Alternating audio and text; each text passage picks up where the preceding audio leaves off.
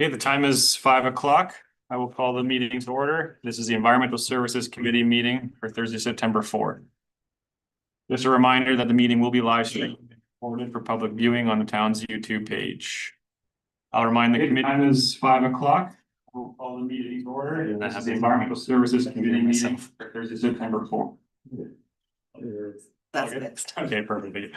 I'll remind the committee to declare any pecuniary interest as they arise. We have nothing under delegations, so I'll move to section 4, which is the adoption of committee meeting minutes. I have a motion moved by Councilor Wolvette, seconded by committee member Rapel, that the minutes be adopted by the Plympton-Wyoming Environmental Services Committee, and that those confidential minutes of the closed session of the committee remain confidential and restricted from public disclosure in accordance with the exemptions provided in the Municipal Freedom of Information and Protection of Privacy Act. And that is the Environmental Services Committee meeting minutes for August 7th. Were there any questions or concerns from the committee on those minutes? Seeing nothing, I'll call for the vote. All in favor? That's carried. We have no business arising from previous meetings. I'll move to accounts. I have a motion moved by Paul Rapel, seconded by Councilor Wolvette, that the accounts as listed be received by the Plympton-Wyoming Environmental Services Committee. That is the water list as of July, the sewer list as of July, and the environmental list as of July. Any questions for staff on that? Councilor Wolvette? A little bit petty here, but you know, I'm looking at batteries. I know it's chintzy, but 4 batteries, $26. I mean, AAA batteries, that's pretty expensive. I mean, I know you need the batteries, but if nobody take a trip to Costco, you can probably get 20 of them for 25 for the same price. Like I say, I know it's being chintzy, but for AAA, that's pretty hefty. The other thing I'll just mention, I'm just adding it up there before everybody come in, but the amount of money that we spent on water repairs in July is $52,000 for Vaza fixing these water main leaks. That's a lot of leaks. That's what I think Paul has something for that. Oh, I'll just let Mr. DeSilva respond to that one first, if you don't mind. Yeah, so through the chair, I think I can answer both questions. I will double check, but I'm assuming that a 4-pack is not just 4 batteries, it's 4 packs of batteries. So there will be multiple batteries per pack. Good, that's And Vaza has a habit of submitting invoices for like half the year at one time. So these were not all completed in July by any means. fair enough. Thank you. Sorry, Mr. Wolvette, was there anything else? No, I think that's it.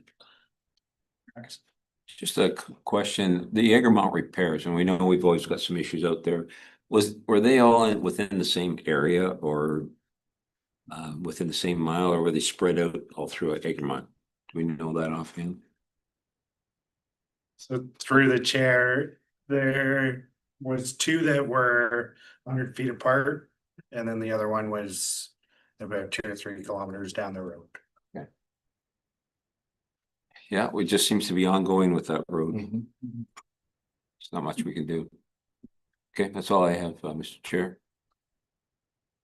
Okay. No further questions, so I'll call for the vote. All in favor? It's carried. Thank you.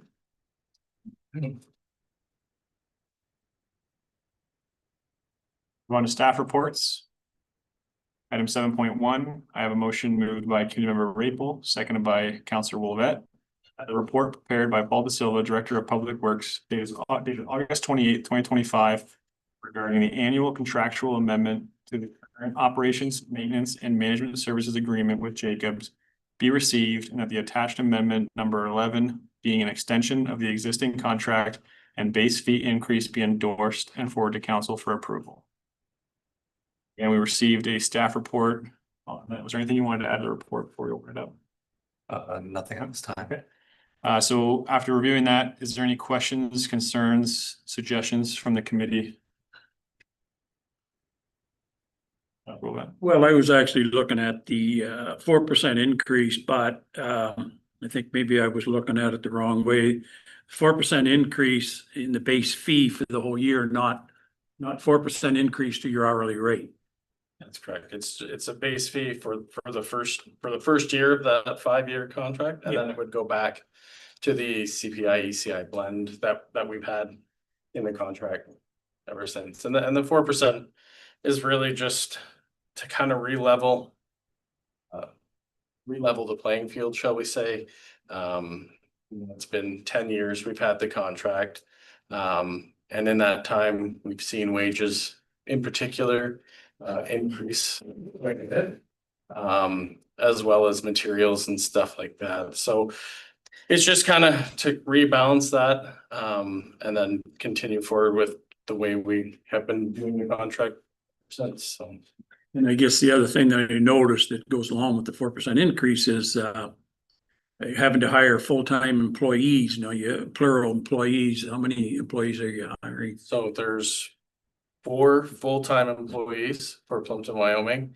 And then currently we also have a flex position here, just to cover off some of the work that has been added over the years. So they're about 4.5 right now.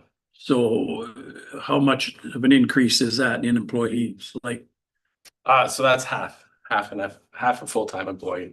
half that you're, Yeah. okay. Okay. Yeah, what, Mr. Bloomfield just made a comment about the material and stuff like that. Like when you have ordered the material or what, do we not pay for that separately, or is that all come from you guys? It depends on what it is.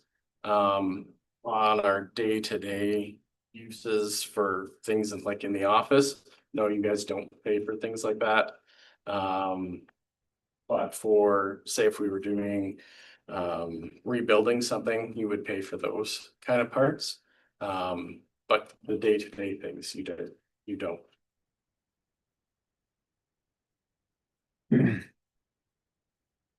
I know there was some other discussion, another member of our committee that's not able to be with us this evening. There was some good points that were brought up. I think I could live with the 4, but when was the last time we did an increase on this? Do we know offhand? Outside of the CPI stuff. Yeah. Yeah, through the chair, we've done an increase every year, but it's always been based on a blended CPI and ECI rate. There's never been like just a 4% across the board increase. And if I may, through the chair, a lot of the chemicals and stuff that we use at the plants, there's a rebatable portion of the contract that includes up to a certain amount. Just touching on your question about materials. So there's, through the contract, a lot of things are paid for. And then once we reach that threshold, anything extra we pay for. But I don't believe that those numbers have changed since the start of the contract. If you look at the Jacob summary that's going to be at the end of this meeting, you can see where we're at for the year in terms of those types of things. And those are lump sums that have not changed at all. Well, I have at this moment. Really just something to add before I come over to Paul. Yeah, just one other comment. Extending this contract for 5 years. Does that meet all of our guidelines and the procurement policy that we can just extend a contract rather than going out for bids? We can, it's all within our guidelines. Yeah. No, I didn't have any questions regarding the 4% increase. Makes sense. I mean, there's some merit for the discussion for the CPI, ECI that was raised by the other. I had no questions on the. Yeah, and just for clarity's sake, the feedback we received was looking at, just pulling it up here, that the use of the blended CPI ECI index versus using CPI, and then looking at longer term contracts to have certainty for both client and town is essentially the gist of the feedback that we received from the committee, not a committee member. But that being said, I guess Mr. De Silva could help clarify it, but from my understanding, preferred by staff not to do a long-term now because of the uncertainty of the ECAs. Correct. And yeah, through the chair, just so we now have our consolidated linear infrastructure environmental compliance approvals. However, that came with a whole list of things that we have to complete, which we're currently doing now. Those things are going to have an effect on this contract. They're going to have effect on the scope that Jacobs is doing. So we didn't think it would be appropriate to go to the market at this time when we don't even know what we're going to require 2 or 3 years down the road. So we think that a 5-year extension right now is fair. If things change significantly, we could look at an amendment to this contract, or we could look at going to market at that time. If I could add, is there any, do we know a rough timeline on when that stuff gets ironed out? Like, are we talking months or 2 years? 2 years from now? Okay. So there could theoretically be like a mid-term review, market review of the contract and where it's at. Because I'm assuming if it changes the scope, is that just going to fall under out of scope work? If let's just say it's a 5-year, 2 years in, we find out that the ECA's had this impact on the scope, is that going to fall into out of scope work? Through the chair, if I may.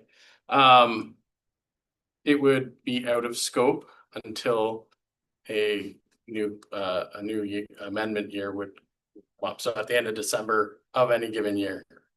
At that time, we would then amend the current contract to include those. And obviously there would be an increase for that work then, but again, negotiable at that point, right? Yeah, and if I may, like, just to give some perspective on this, and it's the one that just jumps out at the top of my head. So included in our ECA requirements is anytime it rains 25 millimeters in 24 hours, which happens constantly, every single outlet within the municipality, every single storm outlet needs to be inspected. We don't really know yet whether we're going to ask Jacobs to do that or whether we might have in-house staff that can take that on. So those are kind of the ambiguities that we're kind of facing right now. Just one other question, if you don't mind, Mr. Chair. As far as wage increases for the year, we have no control over that, right? What Jacobs gives their employees for wage increases? No. No question. That's it. Thank you. Through the chair, just on that, the last 3 to 4 years, we've increased our wages to be competitive in the market. What we were finding is we were getting new employees fresh out of school. They would get a little bit of training with us and they would move on to other places because we weren't competing financially with other places. So over the last while, we've been increasing those wages so we can be competitive, so we can retain qualified, knowledgeable staff to operate your facilities, right? So No, I appreciate that. And the reason I'm asking the question because we're into budget time here ourselves. And as long as it's consistent with what's going on in the rest of the workplaces, including our own, yeah, we can get into pretty big conversations if you got 7% and our guys got a 1%. So it's no, that's fair enough. That's good. Yep. So if there's no further questions, again, the motion on the floor right now is to endorse the extension of the contract and base fee increase and forward to council for approval. Any questions on the motion? Nope. All in favor? That's carried. Thank you.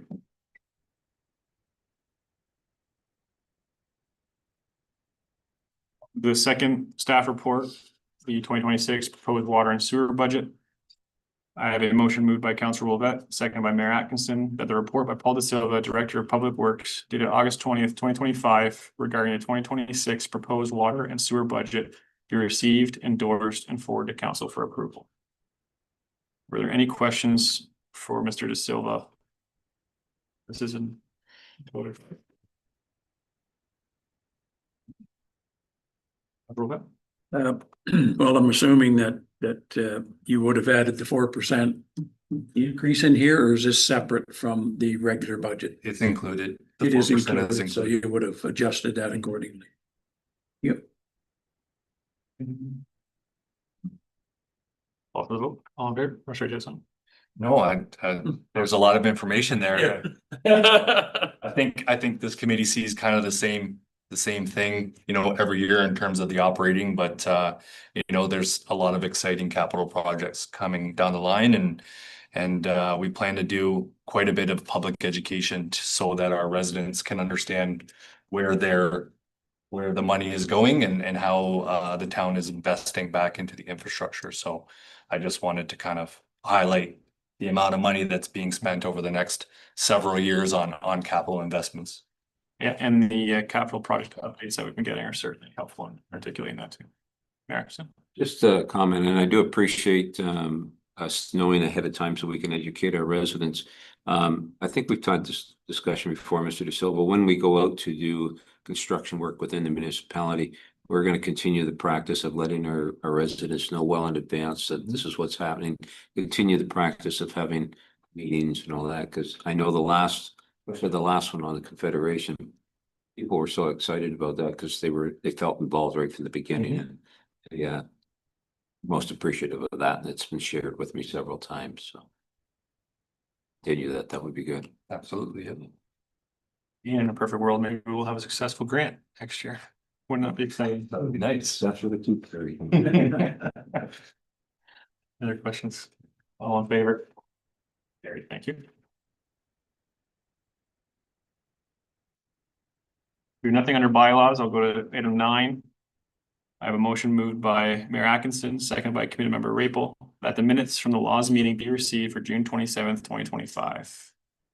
Are any questions about those minutes? Seeing nothing, all in favor? That's carried, thank you. Move on to 10, correspondence action required. We have one item under here, and I'll read the motion first to bring it to the floor. I have a motion moved by Mayor Atkinson, seconded by Councillor Wolvett, that the Environmental Services Committee waives the second meter water and sewer fixed rates for 550 Sarnia Street. So we received a letter from John and Sarah Sipkins. We all received that letter in advance.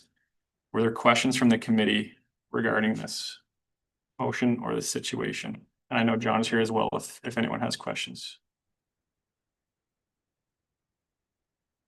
Mayor Atkinson? I guess we just need confirmation, first of all, that the lots have been amalgamated into one roll number. Do we know that for sure? Confirmed? That is confirmed with the tax collector. Okay.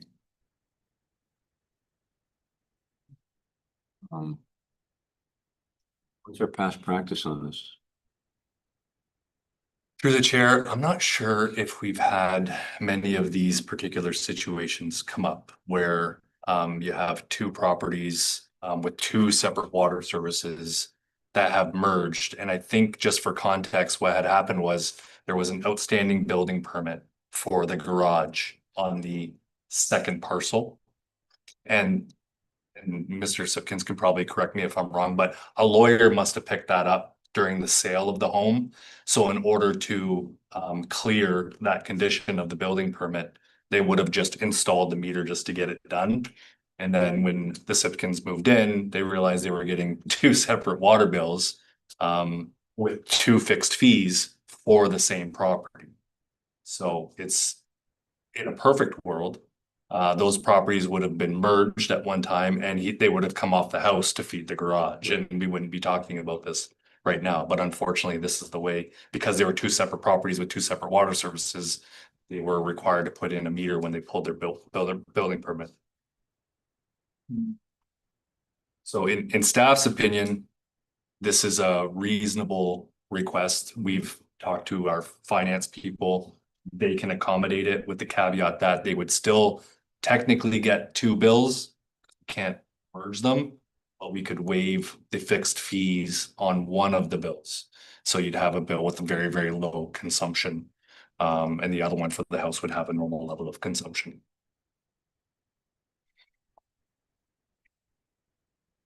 So they'll go down to 1 meter then, right? So through the chair, no, the 2 meters would remain, however, they would, for one of the accounts, the fixed fees would be removed. Yet there still be water going through both meters. Correct. Why can't we remove one meter? To simplify it. So we could remove one of the meters, but it would involve the homeowner then having to replumb from the house all the way to the garage.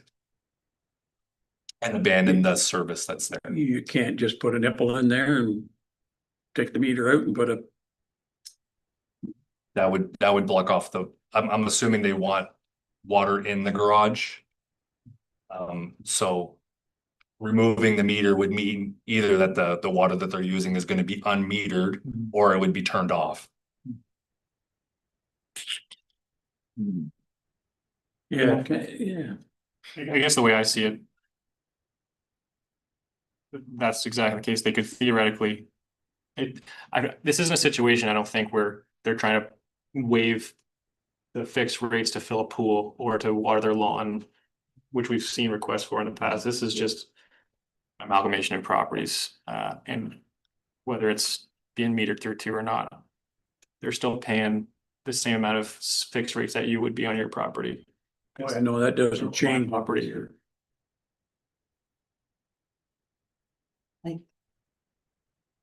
Through the chair, since the meter was installed in May, 4 cubic meters have went through the meter. So it's not like a large amount for that second meter. No, my concern is not what's going through the meter, just simplifying you got water going to the house, should only be. We had this same problem, I think, out on Queen Street or Eggman Road, I can't remember which one, where they had 2 meters going to 2 different places and we ended up eliminating one. And they still had a water line going to the other building, but it was just through 1 meter. That's all. It just simplified things rather than have 2 meters for maintenance, for records, for all that. So I have no issue with waiving it neither, if that's what staff wants to do. That's all, as long as it's recorded what's going on and so down the road, if they sold the place, no, hey, that place got 2 meters, what's going on? Yeah, so through the chair, staff is supportive. I guess the only caveat would be if we were to one day reconstruct that road and replace the water main, because it's only one property, our policy is service one property. So we would be looking at eliminating the service, and at that time, Mr. Sipkins we'd have to work with you to reroute everything through the house. You're still there. Yeah. Go by the staff recommendations. If they're comfortable with it, I'm comfortable. Any other questions? All right, so the motion is to waive the second meter water and sewer fixed rates for 550 Sarnia Street. All in favor? That's carried. Thank you. No hardball questions for you. I'll go to correspondence, recommended reading, routine approval. I have a motion moved by Councilor Willett, seconded by Mayor Atkinson, that the correspondence related to recommended reading and routine approval and information items not otherwise addressed by resolution be noted as received by the Plympton-Wyoming Environmental Services Committee and filed accordingly. That is the Jacobs Monthly Operating Report for July 2025. Are there any questions from the committee for our Jacobs staff? Nothing? All in favor? That's carried.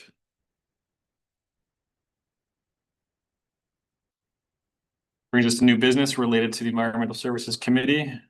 And we'll open it up to the committee members. Is there any new business? My left. I have nothing today, sir. Any from staff? Nothing for me today, no. You're going for 7. Well, so through the chair. So you got a prop over there. Yes, we did start our water service replacement project on Cullen. So I did bring a piece of copper that was actually found to be leaking that hadn't showed itself yet, so after, feel free to have a look. Know where that money is being spent and why. So that's what you took out? Yes. So It is very rough. Like I said, this one actually was leaking. We've actually found 2 out of the 13 or 14 that we've done so far that were actually leaking, so. But this one, within the 4-foot span, it's got multiple spots that were ready to go, so. Was that installed again? 2010, so.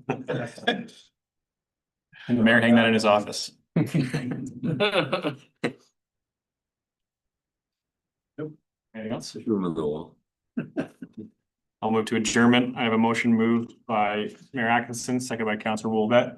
That the Plympton-Wyoming Environmental Services Committee regular meeting be adjourned until the next regular meeting to be held October 2nd, 2025 at 5 p.m. All in favor? That's carried.